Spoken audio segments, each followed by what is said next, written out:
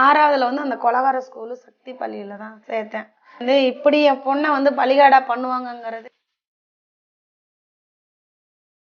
கட்டணத்தை எல்லாம் நீங்கள் பார்த்து ஒப்பீடு பண்ணியிருக்கிற நீங்கள் பள்ளிக்கூடத்தில் 4000த்திற்கு மேற்பட்ட மாணவ மாணவியர் படிக்கிறாங்கங்கிறத அறிஞ்ச நீங்கள் பள்ளிக்கூடம் எந்த மாதிரி இந்த பள்ளிக்கூடம்? இப்போ இங்கே போனான்னு வச்சுக்கோங்களேன், சக்தி ஸ்கூலுக்கு போனால் இவளுக்கு கட்டுற ஒரு ஃபீஸ்லேயே சத்யசாயில 2 பேரும் படிக்கலாம். நான் அந்த ஸ்கூல் திரும்பவும் அங்கே போனதுக்கு ஒரே காரணம் என்னன்னு பார்த்தீங்கன்னா, அந்த தாளாளர் சாந்தி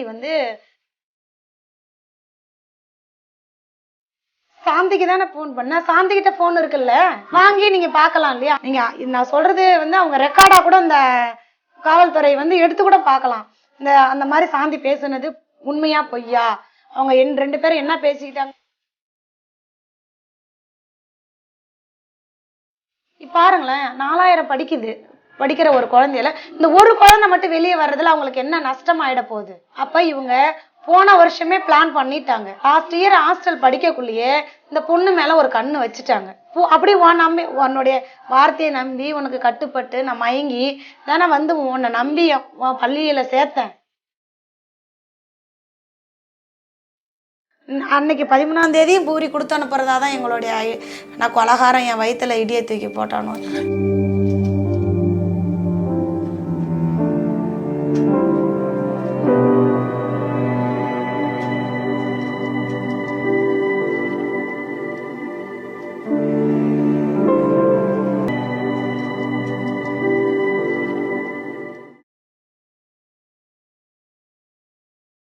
உலகமெல்லாம் பரவியிருக்கிற ஐத்தமிழ் நேயர்களுக்கு அன்பு வணக்கம். ஒரு நீதியை தன் கையில் வைத்துக்கொண்டு உலக தமிழர்களிடம் எனக்கு உயிர் தாருங்கள், நீதி தாருங்கள் என்று ஹாசா ஹரித்துவாயைப் போல ஸ்ரீமதி தமிழ் தேசியத்தினுடைய தவக்குழந்தை, அவரை ஈன்றெடுத்த பெற்றோர்கள் இறுக்கமான மனசூழலில் இன்றும் ஒரு நீதிக்காக காத்திருக்கிறார்கள். இருமாப்புக்கள், ஏளனங்கள், வசைமொழிகள், எவ்வளவோ துன்பங்கள், துயரங்கள் வந்து கொண்டிருக்கிறது. ஆனால் நீதி இன்னும் தன் கண்களுக்கு எட்டாத சூழலில், தெரியாத சூழலில்தான் இந்த தமிழ் சமூகம் சென்று கொண்டிருக்கிறது.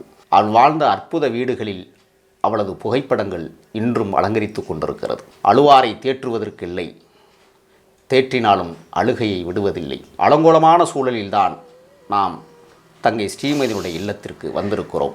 ஈன்றெடுத்த தவத்தாய் அக்கா செல்வி அவர்களிடம் ஐத்தமிழ் நேயர்களுக்காக தற்பொழுது இணைகிறோம். வாருங்கள். அக்கா வணக்கம். பாப்பா முதலாக எங்கே படிக்க தொடங்கினாங்க? ஃபஸ்ட்டு எங்கள் ஊரில் இருக்கக்கூடிய ஒரு பள்ளி அப்படின்னு பார்த்தீங்கன்னா ஐஎன்ஆர் இருந்துச்சு. ஐஎன்ஆர் மெட்ரிகுலேஷன் பள்ளியில் பாப்பா ஃப்ரீகேஜி படித்தா. ஃப்ரீகேஜ் ஆயுத பூசிக்கு தான் கொண்டு சேர்த்தோம். அப்புறம் எங்களுக்கு எல்கேஜிலேருந்து 5th வரைக்கும் இதில் தான் படித்தா.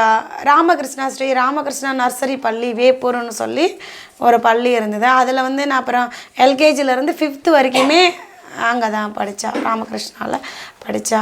அங்கே நிறையா சர்டிஃபிகேட்லாம் வாங்கியிருக்கா. இந்த ரன்னிங் ரேஸு அந்த மாதிரி இதெல்லாம் ஒரு சில சர்டிஃபிகேட்டு ஃபஸ்ட்டு பிளேட்லாம் பரிசாக கொடுத்தாங்க, வாங்கியிருக்காங்க. 6வதுக்கு முதலாக எங்கள் பள்ளிக்கூடத்தில் அவங்கள சேர்த்தீங்க?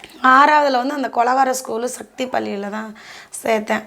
அது இப்படி என் பொண்ணை பலிகாடா பண்ணுவாங்கங்கிறது எனக்கு தெரியாது. அப்போ சந்தோஷ் சின்ன பையன், எல்கேஜிலேருந்து சந்தோஷ் அங்கேயும் பாப்பா 2 பேரும் எங்கேயா இருந்தாலும் ஒரே எடுத்துகிட்டு போகட்டும் அப்படின்றனால தம்பியை அவள் பத்திரமா அழைச்சிட்டு வருவா அப்படின்னு 2 பேர்த்தையும் ஒரே வருஷத்தில் 2016 அப்போ சக்தியில் சேர்த்தேன்.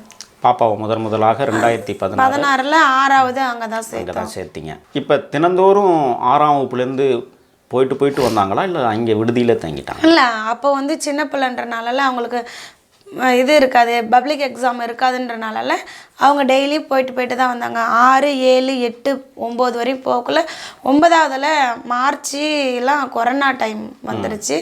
மார்ச்சிலேருந்து 9வது பப்ளிக் இல்லை, எக்ஸாம் இல்லை. திரும்ப 10வதுல 1 வாரம் தான் ஸ்கூல் வச்சாங்க. 15 நாள் தான் 10வதுல ஸ்கூலு, ஃபுல்லாக வீட்டில் இருந்தாங்க. 11வதுலேயும் செப்டம்பர் வரைக்கும் கொரோனா. வீட்டில் தான் இருந்தாங்க. 11ஆவதுலேயும் கொஞ்ச நாள் டே ஸ்காலராக போனாங்க.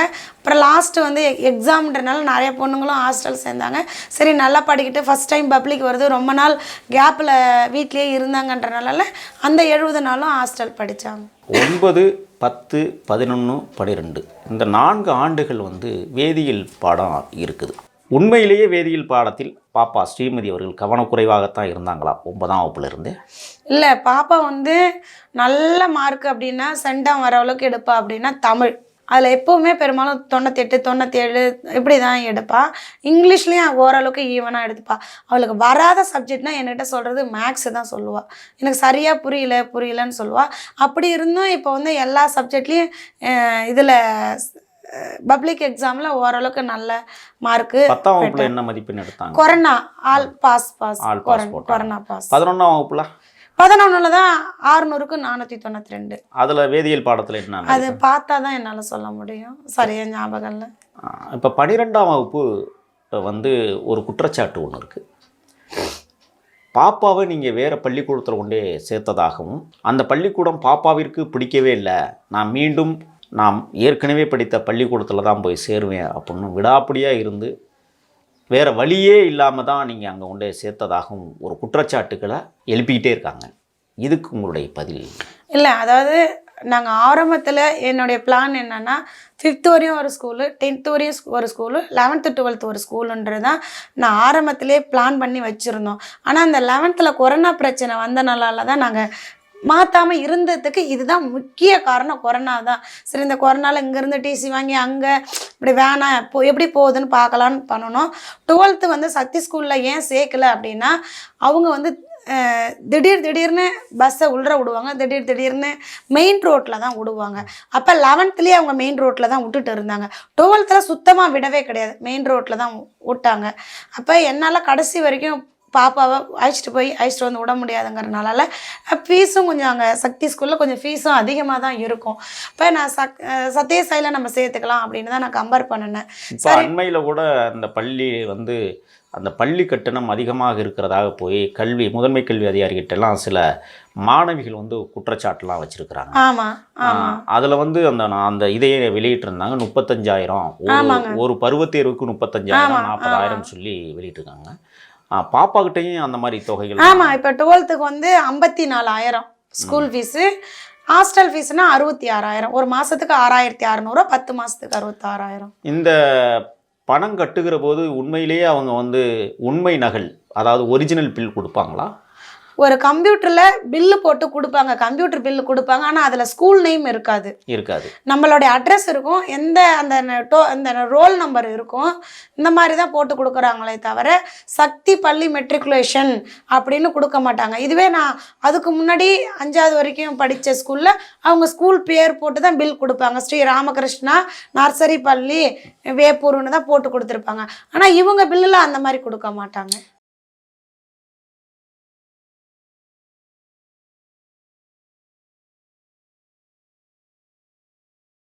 இல்லை, இன்றைக்கி வந்து நீங்கள் வீரம் செறிந்த இந்த போர் மரபுவை கையில் எடுத்து இன்றைக்கி போராடிக்கிட்டு இருக்கிறீங்க. அன்னைக்கு அந்த கட்டண சீட்டிற்காக நீங்கள் ஏன் போராடலை? இல்லை, ஸ்கூல் ஃபீஸுன்னு பார்த்தீங்கன்னா இவங்கக்கிட்ட மட்டும் இல்லை, நான் நிறைய ஸ்கூல் விசாரிப்பேன். அப்போ வந்து ஸ்கூல் ஃபீஸ் வந்து இவங்க ஒரு 1000, 2000 மட்டும்தான் எக்ஸ்ட்ரா இருக்கும். அதாவது இப்போ சக்தி ஸ்கூலுக்கும் மற்ற ஸ்கூலுக்கும் ஸ்கூல் ஃபீஸ் பார்த்தீங்கன்னா ஒரு 1000, 2000 தான் எக்ஸ்ட்ரா இருக்குமே தவிர மற்றபடி ஸ்கூல் வந்து எல்லா தனியார் பள்ளிகள்லையும் எப்படி இருக்கோ அப்படி தான் சக்தி பள்ளியிலையும் ஸ்கூல் ஃபீஸ் போடுவாங்க. ஆனால் வேன் ஃபீஸ் வந்து கொஞ்சம் அதிகமாக இருக்கும். அதுக்கு காரணம் என்னன்னு கேட்டாக்கா அவங்க டிஸ்டன்ஸ் பார்ப்பாங்க. இப்போ பாப்பாவுக்கு பார்த்தீங்கன்னா தம்பிக்கு 5ஆவதுக்கு 13,500, பாப்பாவுக்கு 27,500. இதையெல்லாம் இல்லை, இந்த கட்டணத்தை எல்லாம் நீங்கள் வந்து பார்த்து ஒப்பீடு பண்ணியிருக்கிற நீங்கள் பள்ளிக்கூடம் எந்த மாதிரி? இந்த பள்ளிக்கூடம் ஏற்கனவே வந்து நமது அண்ணன் நக்கீரன் பிரகாஷ் அவர்கள் ஒரு காணொளி வெளியிட்டதில் கூட பிரகாஷ் என்கிற ஒரு மாணவனை வந்து கிணற்றிலிருந்து பிணமாக எடுக்கப்பட்டார், அதுவும் கொலையாகத்தான் இருக்கலாம் என்கிற சந்தேக கோடுகள் இன்றைக்கி அது வெளிச்சத்துக்கு வந்திருக்கு. இது 2017களில் நடந்ததாக ஒரு குற்றச்சாட்டு இருக்குது. 16, 17களில் இதை பற்றியான முன்னோட்ட பார்வைகள் உங்கள் பார்வைக்கு வரலையா, தெரியலையா, இல்லை தெரிஞ்சும் நீங்கள் ஏன் கொண்டு போய் சேர்த்தீங்க? இல்லை 2016 பார்த்தீங்கன்னு வச்சுக்கோங்களேன், அரியநாச்சியில் சக்தி ஸ்கூலில் பார்த்தீங்கன்னா குறைஞ்சபட்சம் எங்கள் அரியநாச்சியில் நான் பிறந்த ஊரில் இருந்து ஒரு 30 பிள்ளைங்களுக்கு மேலே அந்த ஸ்கூலுக்கு போனாங்க. எங்கள் ஊர் மக்கள்லாம் அரியநாச்சி மக்கள் வந்து பார்த்திங்கன்னா நல்ல ஸ்கூல் இந்த மாதிரிலாம் பார்த்து தான் சேர்ப்பாங்க. அப்புறம் வந்து பார்த்திங்கன்னா எங்கள் ஊரில் இருந்துமே அப்போ நிறைய பிள்ளைங்க பெரியநசூலூரில் இருந்தும் நிறைய பேர் போனாங்க. சரி இவ்வளோ பேர் போகிறாங்க எல்லாரும் பார்த்து தான் சேர்த்துருப்பாங்கன்னு அந்த பிள்ளைங்களை கேட்கக்குள்ள அந்த பள்ளியை பற்றி நல்ல ஸ்கூல் தான் அப்படின்ற மாதிரி சொன்னாங்க. ஆனால் அவங்களுக்குமே இந்த குலைகள்லாம் தெரியுமா தெரியாதான்னு தெரியல. எங்களுக்கும் தெரியாது. யான்னு பார்த்தீங்கன்னா எனக்கு கல்யாணமே 2005 தான். அப்போ வந்து அந்த குலைகள்லாம் புரட்டி பார்க்கக்குள்ள 2003 ஒன்று கேள்விப்பட்டோம், 2004 ஒன்று கேள்விப்பட்டோம், 2005 ஒன்று கேள்விப்பட்டோம், 2007 ஒன்று கேள்விப்பட்டோம். இது எல்லாமே பாப்பா இறந்ததுக்கு பிறகா? இல்லை, ஆமாம், பாப்பா இறந்த வாட்டி தான் நாங்கள் கேள்விப்பட்டோம். அது அப்போ கடைசியாக இவங்க வந்து 2007 தான் கடைசியாக. அப்போல்லாம் வந்து எங்களுக்கு எதுவுமே தெரியாது. இந்த நியூஸ் எல்லாம் அப்போ ஊடகம் இந்த மாதிரி இல்லை, அந்த பள்ளியை பற்றியும் தெரியாது. அப்புறம் அங்கே போய் பார்க்கக்குள்ளேயே 4000 ஸ்ட்ரென்த்து இருந்ததா நாங்கள் கேட்டோம். உங்களுடைய மொத்த ஸ்ட்ரென்த்து என்னங்கக்குள்ள எங்கள் பள்ளிக்கூடத்தில் 4000 பசங்க படிக்கிறாங்கன்னு சொன்னாங்க. சரி இவ்வளோ பிள்ளைங்க இருக்குது அப்படின்ற ஒரு காரணமும், அந்த ஸ்கூல் வந்து பெரிய ஸ்கூலு, ஃபுல் பெரிய ஸ்கூலு, அதாவது நியூ பில்டிங்னு சொல்கிறது பார்த்தீங்கன்னா எவ்வளோ ரூம்கள் இருக்கும், நிறைய பெரிய ஸ்கூலு.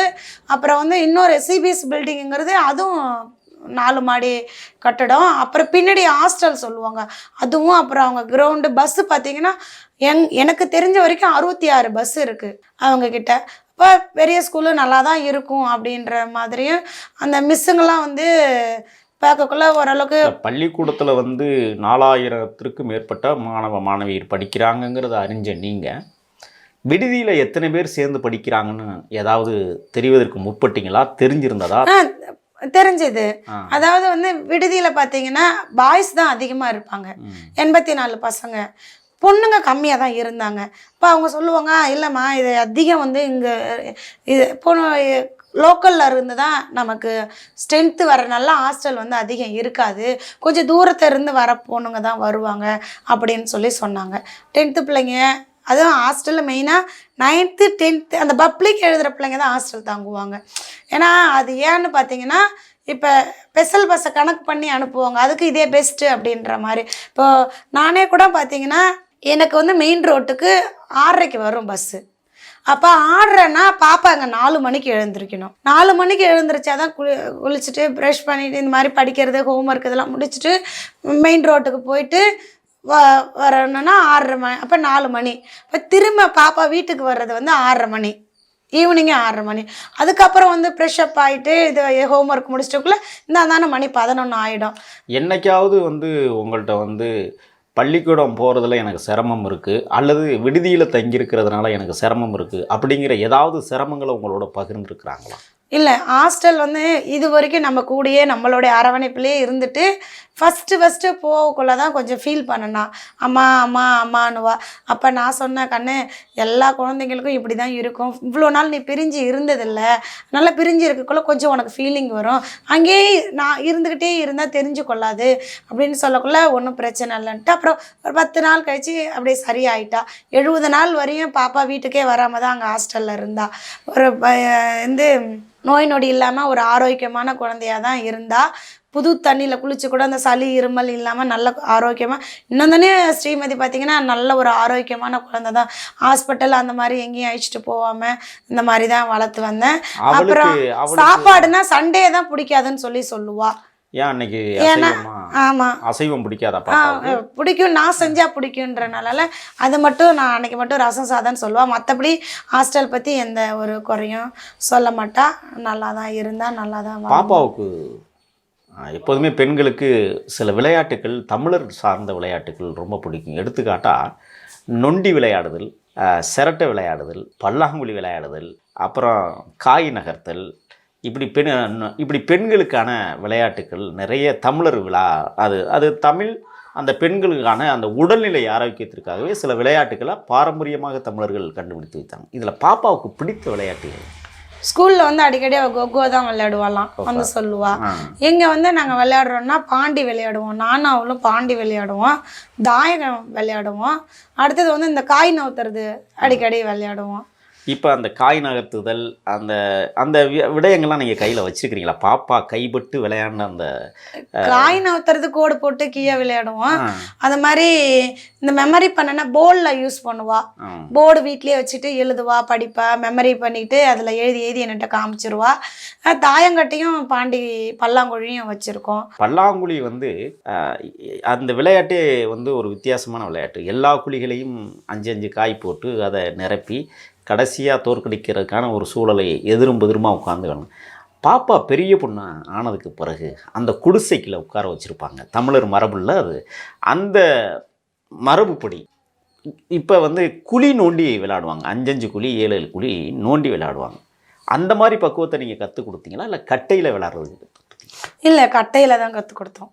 கட்டையில் அந்த கட்டை இருக்கா? கட்டை இருக்கு. அதை காட்ட முடியுமா? இதுதான் வந்து நானும் பாப்பாவும் விளையாண்ட பல்லாங்குழி கட்டை. அதை இன்னமும் வந்து புதுசாக பொக்கிஷமாக வச்சுருக்கிறீங்களே, இதில் தொடர்ச்சியாக விளையாண்டா அது பழசாக தெரியாமல் இருக்கு. அடிக்கடி விளையாட மாட்டோம், லீவு இந்த மாதிரி விடுமுறை நாட்கள் தான் விளையாடுவோம். அது வந்து அவள் ஏஜ் அட்டன் பண்ணக்குள்ளே வாங்கணும், 6ஆவதுல வாங்கணும். 6ஆம் வகுப்பு படிக்கும் போதே அவள் பெரிய பொண்ணு ஆகிட்டா. பெரிய பொண்ணு ஆகிட்டா. 6ஆவதுல மார்ச் மாதம் பெரிய பொண்ணு ஆகிட்டா. சரிக்கா, இப்போ இந்த பள்ளியை மாற்றிய விடயத்தை நம்ம பேசிக்கிட்டு இருந்தோம். இடையில அவருடைய சின்ன வயசு ஞாபகங்கள் எனக்கும் தோணுச்சு. பள்ளியை மாற்றியதற்கான காரணங்கள் ஏன் மாற்றினீங்க? அதில் ஏதாவது அரசியல் இருக்கா? மாற்றினதுக்கான அரசியல் ஏதாவது? அரசியல் எதுவும் கிடையாது. அதான் இந்த ஸ்கூல் ஃபீஸு இந்த கொண்டு விடுறது ஒரு இதுன்றனால நான் ஸ்கூல் மாற்றினேன். ஸ்கூல் மாற்றி 10 நாள் பாப்பா அங்கே போனான். அம்மா புது இடத்துக்கும் பழசுக்கும் எனக்கு கொஞ்சம் இதாதாம்மா இருக்குது, நான் படித்து என் ஃப்ரெண்டெல்லாம் மிஸ் பண்ணுறேன், நான் படித்த இடத்தே படிக்கிறேன்னு சொன்னான். இல்லை, அப்போ எங்கள் வீட்டுக்காரரும் சொன்னார், நானும் சொன்னேன், இல்லைம்மா இப்போது இங்கே போனான்னு வச்சுக்கோங்களேன், சக்தி ஸ்கூலுக்கு போனால் இவளுக்கு கட்டுற ஒரு ஃபீஸ்லேயே சத்யசாயில 2 பேரும் படிக்கலாம். ஏன்னா இங்கே டிஸ்டன்ஸ் கம்மிங்கிறனால எனக்கு வேன் ஃபீஸ் குறைஞ்சிரும். ஸ்கூல் ஃபீஸ் ஈவனாக இருந்தாலும் எனக்கு வேன் ஃபீஸ் குறைஞ்சிரும். அதனால ஏம்மா இல்லைம்மா என்னால் இவ்வளோ நான் ஃபீஸ் கட்டவும் முடியல, இப்போ அங்கே நீ ஒண்டி படிக்கிறதுல 2 பேரும் படிக்கலான்னு சொல்லிட்டு இருந்தோம். அப்புறமா பார்த்தீங்கன்னா நான் அந்த ஸ்கூல் திரும்பவும் அங்கே போனதுக்கு ஒரே காரணம் என்னன்னு பார்த்தீங்கன்னா, அந்த தாளாளர் சாந்தி வந்து என்னை ரொம்ப ஓவராக பிரெயின் வாஷ் பண்ணிட்டாங்க. ஃபோனு ஒரு 4-5 நாள் தொடர்ச்சியாக ஏம்மா மாற்றினேன், இங்கேயே போடுமா. இல்லை மேடம், இந்த எங்கள் வீட்டுக்காரர் வேணான்னு சொல்கிறாரு அப்படியே. நீங்கள் நான் சொல்கிறது வந்து அவங்க ரெக்கார்டாக கூட இந்த காவல்துறை வந்து எடுத்து கூட பார்க்கலாம். அந்த மாதிரி சாந்தி பேசுனது உண்மையா பொய்யா, அவங்க 2 பேரும் என்ன பேசிக்கிட்டாங்கிற ஆடியோ கூட கண்டிப்பாக வெளியே விடலாம். நான் கால் பண்ணணும்னா இல்லை அவங்க கால் பண்ணணும் தான். இப்போ வந்து என்ன சொல்கிறாங்கன்னா, நீங்கள் வந்து கைபேசி கொடுக்க மறுப்பதாகவும் அவருடைய விசாரணைக்கு வந்து அறவே மறுப்பதாகவும் ஒரு செய்திகளை வெளியிட்டிருக்கிறாங்க. அது உண்மையா? இல்லை, கைபேசி எங்ககிட்ட இல்லைன்னு நிறைய டைம் நாங்கள் சொல்லிட்டோம். சிம் இருக்குன்னு சொல்கிறோம், அதை வந்து அவங்க ஏற்றுக்க மாட்டேங்கிறாங்க. நான் யாருக்கு ஃபோன் பண்ணேன்னு? சாந்திக்கு தானே ஃபோன் பண்ணேன். சாந்திக்கிட்ட ஃபோன் இருக்குல்ல, வாங்கி நீங்கள் பார்க்கலாம் இல்லையா, ஆடியோ பார்க்கலாம் இல்லைங்களா? ஆடியோ பார்க்கறதுக்கு சிம் இருந்தாலே போதும். இப்போ உங்கள்கிட்ட கைபேசியை கேட்குற இந்த புலன் விசாரணை குழு அந்த அவங்க இந்த இதை சொல்லிட்டு வந்துடுறேன். அதாவது அவங்க வந்து பார்த்தீங்கன்னா எங்கள் வீட்டுக்காரரு முடியாதுன்னு சொல்கிறாருன்னு நான் சொல்கிறேன். இல்லைம்மா, எங்கள் வீட்டுக்காரரு இந்த ஸ்கூல்லே படித்தா போதுன்னு சொல்கிறாரு, உங்கள் ஸ்கூல் வேணான்னு சொல்கிறாரு, ஃபீஸ் அதிகமாக, இதெல்லாம் சொன்னாலும் அவங்க ஏற்றுக்கவே மாட்டேங்கிறாங்க. 2வது அந்த ஸ்கூலில் புக்கு வாங்கிட்டோம், யூனிஃபார்முக்கு மெஷர்மெண்ட் கொடுத்துட்டோம் அப்படின்னு சொன்னாலும் அவங்க சொல்கிறாங்க, இல்லை பரவாயில்ல, புக்குங்கிறது எல்லாத்துக்கும் ஒரே இடத்து தானே, சமச்சீர் கல்வி தான் இது தானே, அழிச்சிட்டு வாங்க, அப்புறம் பில்லு கட்டிட்டோம்மா அப்படின்னா அந்த பில்லை என்கிட்ட வந்து கொடுங்க. இதில் ஏதாவது உள்நோக்கம் இருக்கா? அந்த பள்ளிக்கூடத்தில் சேர்த்ததுக்கு பிறகு வலுக்கட்டாயமாக உங்கள்கிட்ட இருந்து பாப்பாவை வந்து எங்கள் பள்ளிக்கூடத்தில் சேருங்க அப்படிங்கிறதுக்கும் இந்த சம்பவம் பாப்பா மரணம் என்கிற அந்த சம்பவத்திற்கும் அவங்க அந்த பள்ளிக்கூடத்திலேருந்து அழைச்சி வருவதற்கான உள்நோக்கம் ஏதாவது? ஆமாம், இப்போ தான் எங்களுக்கு புரியுது. அப்போ எங்களுக்கு ஒன்றும் புரியல. இப்போ பாருங்களேன், 4000 படிக்கிற ஒரு குழந்தையில இந்த ஒரு குழந்தை மட்டும் வெளியே வர்றதுல அவங்களுக்கு என்ன நஷ்டம் ஆகிட போகுது? அப்போ இவங்க போன வருஷமே பிளான் பண்ணிட்டாங்க. லாஸ்ட் இயர் ஹாஸ்டல் படிக்கக்குள்ளேயே இந்த பொண்ணு மேலே ஒரு கண்ணு வச்சுட்டாங்க. அவங்களுடைய உள்நோக்கம் இல்லைன்னா அடுத்த ஸ்கூலுக்கு போய் எதோ ஃபீஸ் கட்டி யூனிஃபார்ம்லாம் பில்லு எடுத்துகிட்டு வா, நான் அட்ஜஸ்ட்மெண்ட் பண்ணிக்கிறேன்னு சொல்கிறதுக்கு காரணம் என்ன? அப்படி உன்னுடைய வார்த்தையை நம்பி உனக்கு கட்டுப்பட்டு நான் மயங்கி தானே வந்து உன்னை நம்பி உன் பள்ளியில் சேர்த்தேன். அப்போ இந்த இப்போ 10 நாளிலே நீ கொலை பண்ணியிருக்கனா உன்னுடைய நோக்கம் என்ன? அவர்கள் வந்து முன்னாடியே வந்து திட்டமிட்டு விட்டார்கள். அப்போ இந்த இதுக்கான தொடக்கம் என்பது அங்கிருந்தே தொடங்கிருச்சுன்னு நீங்கள் கருதுறீங்க, அப்படி தானே? ஆமாம். இப்போ பள்ளிக்கூடம் 10 நாள் தான் போயிருக்கிறாங்க. 10 நாள். இந்த 10 நாட்களுக்குள்ள பாப்பாக்கிட்ட எத்தனை முறை பேசியிருப்பீங்க? அவங்க ஏதாவது சங்கடமான ஒரு சூழலை உங்கள்கிட்ட பகிர்ந்து கொண்டாங்களா? இல்லை, அவங்க ஹாஸ்டலில் பார்த்தீங்கன்னா சனிக்கிழமை தான் வந்து ஃபோன் அலௌடு. நீங்கள் டெய்லிலாம் பேச முடியாது, வாரத்தில் ஒரு நாள் தான் பேசலாம். அப்போ வந்து என்ன ஆச்சு அப்படின்னு பார்த்தீங்கன்னா, பாப்பா வந்து சனிக்கிழமை தான் போனான் ஹாஸ்டலுக்கு. 1ஆம் தேதி அந்த ஸ்கூலில் போயிட்டு அவங்க கட்டாயப்படுத்தினால நாங்கள் போயிட்டு அட்மிஷன் போட்டுட்டு வந்துட்டு 2ஆம் தேதி வந்து நாங்கள் ஹாஸ்டலுக்கு அனுப்பினோம்.